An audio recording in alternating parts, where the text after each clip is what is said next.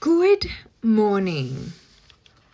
Okay, this energy. Pressure towards expansion. There is a very clear tension between what wants to grow and what can no longer come with you to this next chapter that you are currently building. Whatever resistance that you are potentially going through at this moment, you will overcome the resistance and find what your heart is seeking through this deep evolutionary axis energy that is underneath everything at the moment. This Aquarius Leo accumulation of new beginning energy is pushing you to become yourself by looking through the lens of your present moment and trying to not or understand the lens you are looking through. Old identities are being stripped around you, where you belong, the communities you want to be involved in, and your identity of who you are in this world. You can't keep being who you used to be, but you have to trust fall right now and just keep contributing to opportunities that expand your growth and experience, as well as healing the things that you know that keep you away from deep vulnerability of being yourself.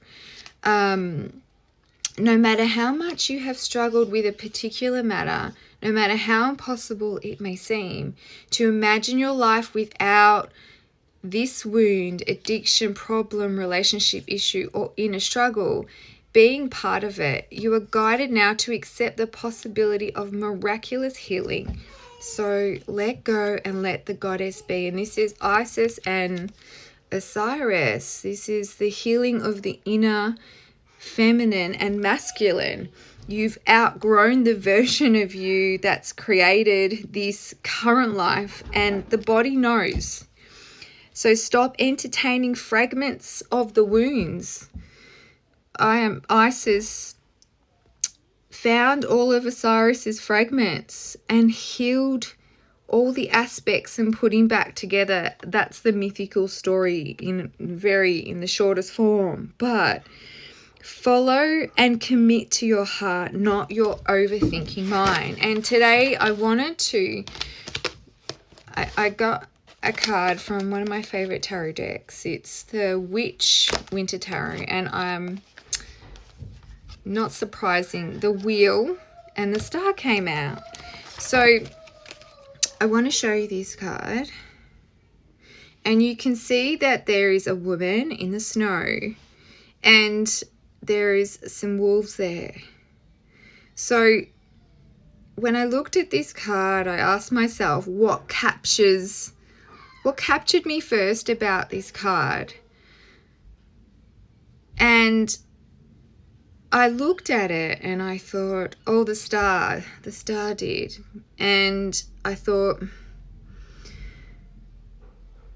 I looked at the wolves, and then my overthinking mind went straight to fear, unknown. She's walking in the snow by herself, trying to get to some shelter, and the wolves are attacking her.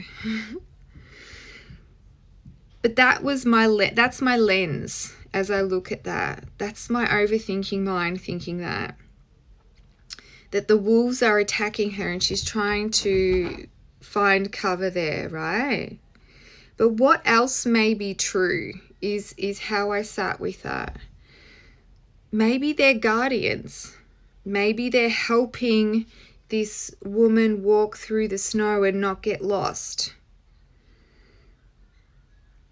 And then I asked myself, what remains true beneath the fear, past the fear? The first thing that stuck out to me is the star. Stars are the guiding light. The Star card is the luckiest tarot card in the deck. It's about hope. And what remains true beneath fear is that if I was to look at this in fear's eyes, maybe the fear says I'll be attacked, or going even deeper and not just looking at the maybe not looking at the cards. I looked at this and thought about current fears that live inside of me, and I thought maybe this is a sign of, yes, that I'll be attacked by my own fears or repeat the past dynamics of being led and pushed into the darkness with things that scare me. So then I asked, what could I do differently? Looking at this card, how can I change my perception? Because the second card that came out is the wheel is turning, which means it's turning towards whatever perception that I hold, what you hold. So what would I do differently if I could look at this card and take this in energy and take the perception of this card? It would be that if I just keep moving towards the star, which is the first thing that struck me with this card, and not focus on what I can't see. I made an assumption that these wolves are going to hurt me, but wolves travel in a pack, and they are loyal and all have a particular job in their pack to keep the pack aligned on their journey. I can't hear them. I don't know what they're doing, but my right side limbic system brain tells me if something with sharp teeth and looks aggressive comes towards me, then it must be a bad thing. So I know this seems a bit weird, this reading, but it's all about that. You can't keep being who you used to be, but you have to trust fall right now. You have to look at things differently. You have to look at, you are always guided by the divine. For me, I always get that recognition, or that we've got you, you're not alone. As soon as I see one black crow, that's my sign. It's my sign of the divine. And this energy, this liminal space that you can feel all of the things that may be scaring you, it feels enormous at the moment, but it's asking you to meet your dreams at the forest. It's asking you to keep going even if you don't know where and your fears are creeping up beside you. To take another look, to overcome the resistance, and to find what your heart is seeking through recalibrating your frequency to nervous system regulation, to taking care of yourself, to recognizing the truth really is who you are, and what aligns with your heart is the truth, not the overstimulated mental mind. The possibility is asking for form of your dreams, to take steps, to move forward, to not just see things as insights or manifestations, or just sticking with the mind and hope, and not recognizing that the steps towards the star is just the first step forward. So this energy is saying, What's meant for you will never pass you by. But yes, you are being initiated into this divine mystery of your complete divine alignment. And the key is to find the light within the challenge. This is an opportunity to grow and to embody who you say you are with compassion and cleverness, and to work with the fears. Maybe these dudes here are really nice. We all have fears because from the moment we're born, we have this limbic system in our brain designed to keep us alive. So it stores everything, and the more intense the things that you have experienced, the more intense that memory bank will be. And so 85% of you live life through survival and status and through the limbic system, and ignore your heart's desire because somewhere in your brain you have a memory that if you go down this way, you'll be attacked. You'll be taken down the darkness. But how do you know? Because evolution has only slowly changed who we are as humans. It hasn't caught up. You have to teach yourself to balance your nervous system. And when I say you have to just live from your heart, it's a conscious choice. It's not for anyone else. And conscious choice means take another look. You could just be protecting from yourself from something that is created 100% from the wrong side of your brain. And the universe and this energy is asking you to stop separating yourself from your truth and who you are and who you want to be, and to be a part of this deep evolutionary changes that are taking place collectively. The whole universe is changing, and if you are sensitive, you can feel it. Life has shown you and will always show you what energy you're in, which side of the brain you are playing, by mirroring.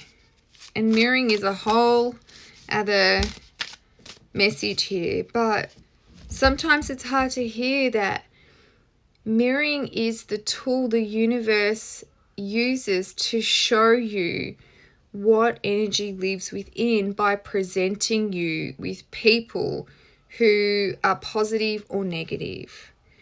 So if you're surrounded by jackasses, you're the jackass. That's a hard thing to swallow, but it is. If you're chewing your brain up and about who you are, about how you feel, and the relationship you have with yourself, guess what you're going to meet on the outside? And that is just a brief encounter with mirroring. But the wheel is turning. This is your opportunity to break the mental loop and to increase coherence with your heart and your mind the right way. It doesn't matter about anything but you. That the way to the forest is to just take one step at a time, and knowing that everything you encounter is a message from the divine. It's not there to place more fear in you, but to help you look again and to use the universe as a tool of wonder and direction and guidance, instead of a place to fear, and to live in the minds and expectations of anyone else but you. That is the wrong way. So get out of your overthinking mind The pressure is towards expansion, and there is a very clear tension between what wants to grow and what you need to consciously choose, and they are your thoughts. So on that note, I'm going to leave this message with the lion. I posted something on a lion on my Instagram this morning. Lions are your higher self. This is your intuition always talking to you. Goddess Ishtar possesses untold spiritual ambition and divine daring. Be bold, open pathways where others dare not go. They are fearlessly guiding us across the most difficult thresholds in our life. Ishtar holds the key for radical re-arising, and the Lion's Gate, which we just went past, is a cosmic event occurring when the sun processes into Leo, the sign of the cosmic lion, astrological ruler of the heart, and the animal totem for the sacred Ishtar, synchronized with Ishtar's 8-point star, Lion's Gate 888. So that might be a significant number for you, or 44, which also means change. The Lion's Gate 88 opens the cosmic heart to humanity, triggering the abundant release of divine dispensation. Be ambitious for your sacred fulfillment. Heaven will rally for your cause. So get out of your overthinking mind. Assess your perception and use this energy to move towards an open heart and who you truly are and how you want to feel. And let the universe show you it's always working for you. This is such a powerful time to just assess your moves and move towards your wishes and goals and not the fears that we create. So, have an amazing day, and I will chat to you soon.